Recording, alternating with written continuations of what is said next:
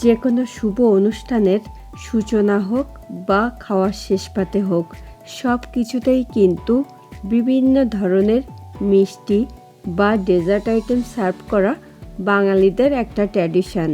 তাই আজকে আমি আপনাদের সঙ্গে তেমনই একটা রেসিপি শেয়ার করব।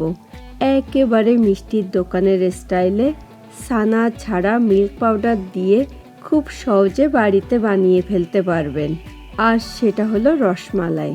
তবে এটাকে পারফেক্টভাবে বানাতে হলে কিন্তু অবশ্যই কিছু টিপস অ্যান্ড ট্রিক্স ফলো করার দরকার হয়। সেগুলোই আজকে আমি ওয়ান বাই ওয়ান আপনাদের সঙ্গে শেয়ার করব। ফ্রেন্ডস, আমি মৌসুমি আর আপনারা দেখছেন আমার cooking channel Mousumi's cuisine in USA. আশা করি আমার আজকের রেসিপিটা আপনারা লাইক করবেন। So please stay tune.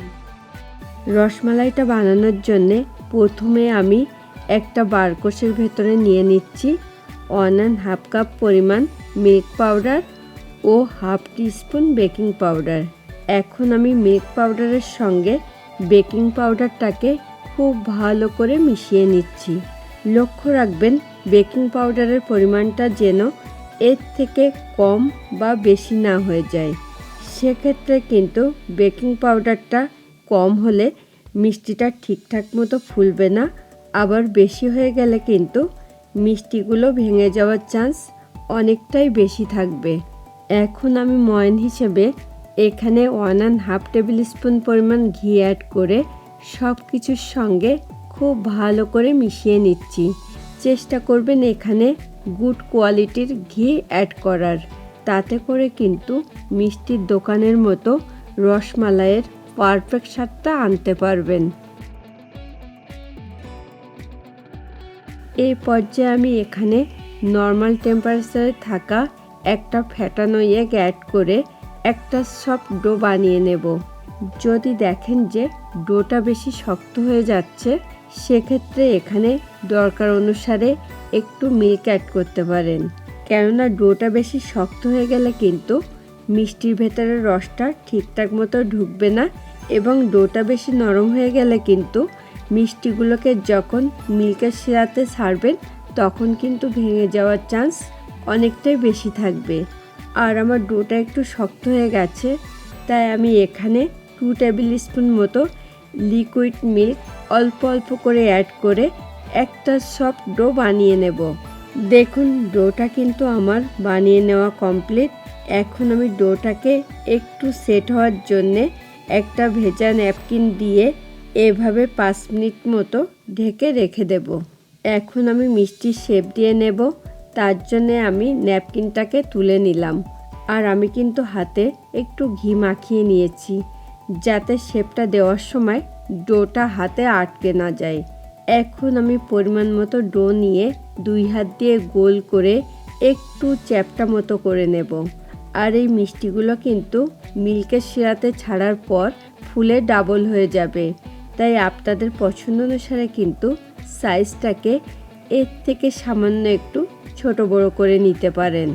Same ওয়েতে আমি কিন্তু বাকি সবগুলোকেও বানিয়ে নেব। দেখুন মিষ্টিগুলোকে কিন্তু আমার শেপ দিয়ে নেওয়া কমপ্লিট। আর এই পর্যায়ে আমি আবারও এগুলোকে একটা ভেজা ন্যাপকিন দিয়ে ঢেকে রেখে দেব, যাতে এগুলো ড্রাই হতে না পারে। তা না হলে কিন্তু মিষ্টিগুলো ফেটে বা ভেঙে যাওয়ার চান্স অনেকটাই বেশি থাকবে। একটা প্যান কিন্তু আমি ওভেনে বসিয়ে দিয়েছি। এবার আমি এখানে অ্যাড করছি মেজারমেন্ট কাপের 4 কাপ মিল্ক ও 1/3 কাপ সুগার। আর আপনারা যেমন মিষ্টি খেতে পছন্দ করেন সেই বুঝে কিন্তু এখানে সুগারটা অ্যাড করবেন। এই পর্যায়ে আমি এটাকে ঢেকে রেখে দেব যতক্ষণ না মিল্কটা একটু ফুটে উঠছে। দেখুন মিল্কটা কিন্তু ফুটতে শুরু করে দিয়েছে। আর এই পর্যায়ে এটাকে আর না ঢেকে আমাকে ওয়েট করতে হবে মিল্কটা টকবক করে ফুটে ওঠার জন্যে।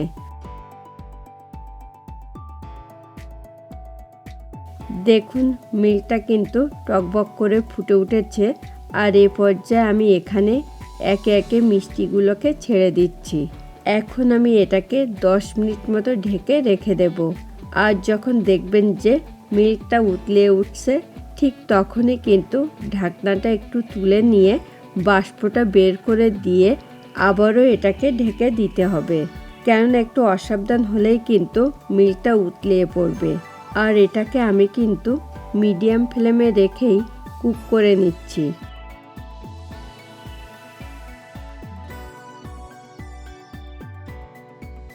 এই পর্যায়ে আমি ওভেনটা অফ করে দিয়ে খুব সাবধানে কিছু মিল্কের শিরা সহ মিষ্টিগুলোকে অন্য পাত্রে তুলে নিচ্ছি। আর দেখুন মিষ্টিগুলো কিন্তু ফুলে ডাবল হয়ে গেছে। আর তাছাড়া একটা মিষ্টিও কিন্তু আমার ভেঙে বা ফেটে যায়নি।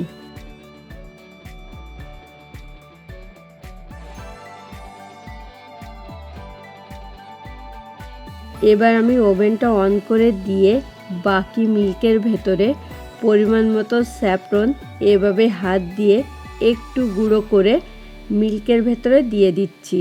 এই পর্যায়ে স্যাফরনটা দেওয়ার ফলে কিন্তু রসমালাইয়ের টেস্টটা বেড়ে দ্বিগুণ হয়ে যাবে এবং এটাতে খুব সুন্দর একটা কালার আসতেও হেল্প করবে।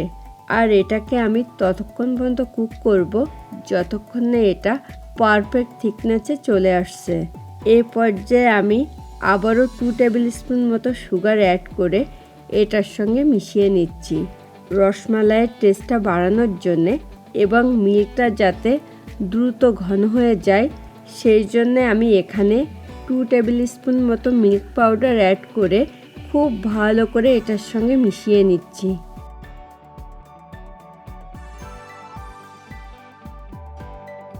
দেখুন এটাতে কিন্তু অলরেডি খুব সুন্দর একটা কালার চলে এসেছে। আর তাছাড়া এটা কিন্তু এখন পারফেক্ট থিকনেসেও চলে এসেছে। এই পর্যায়ে আমি মিষ্টিগুলোকে ছেড়ে 1 মিনিট মতো কুক করে নেব। আর আমার আজকের এই রেসিপিটা আপনাদের ভালো লাগলে কিন্তু প্লিজ ভিডিওটাতে একটা লাইক করে দেবেন এবং কমেন্ট করে কিন্তু আপনাদের মতামতটা জানাতে অবশ্যই ভুলবেন না।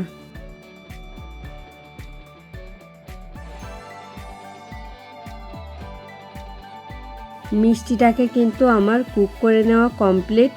এখন আমি ওভেনটা অফ করে দিয়ে এটাকে ঢেকে রেখে দেব যতক্ষণ না রসমালাইটা খুব ভালো করে ঠান্ডা হচ্ছে। রসমালাইটা কিন্তু আমার ঠান্ডা হয়ে গেছে। আর এই পর্যায়ে আমি এখানে পরিমাণ মতো পেস্তা বাদামের গুঁড়ো ছড়িয়ে দিচ্ছি। আর এভাবে করেই কিন্তু মিষ্টির দোকানগুলোতে রসমালাইটা সার্ভ করা হয়। আর তাছাড়া দেখুন রসমালাইটা কিন্তু এখন আমার পরিবেশনের জন্য একদম রেডি টু গো। এখন আমি এটাকে সার্ভিং বোলে তুলে নেব। ফ্রেন্ডস, আপনারা যারা প্রথম আমার চ্যানেলটাতে ভিজিট করছেন প্লিজ আমার চ্যানেলটাকে সাবস্ক্রাইব করুন। খুব তাড়াতাড়ি আবার দেখা হবে নতুন কোনো রেসিপি নিয়ে। Thanks for watching this video. Bye bye.